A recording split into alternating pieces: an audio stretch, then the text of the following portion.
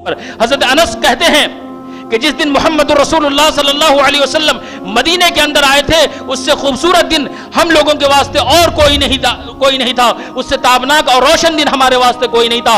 जिस दिन मोहम्मद रसूलुल्लाह सल्लल्लाहु अलैहि वसल्लम इस दुनिया से रुखसत हो गए, यानी रबीउल अव्वल की 12 तारीख, उससे बुरा दिन, उदासी वाला दिन, सैड वाला दिन हम मुसलमानों के वास्ते और कोई दूसरा नहीं था। अल्लाह अकबर। सैयदना उमर फारूक रज़ियल्लाहु ताला अन्हु को जब इस बात की जानकारी होती है, सहाबा किराम कहते हैं कि उमर क्या देखते हो, हमारे आका व मौला तो इस दुनिया से रुखसत हो गए।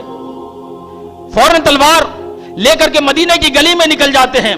कहते हैं लोगों अल्लाह अकबर, किस तरीके की दीवानगी थी अल्लाह अकबर सहाबा किराम को, किस कदर मोहब्बत थी मोहम्मद रसूलुल्लाह सल्लल्लाहु अलैहि वसल्लम से।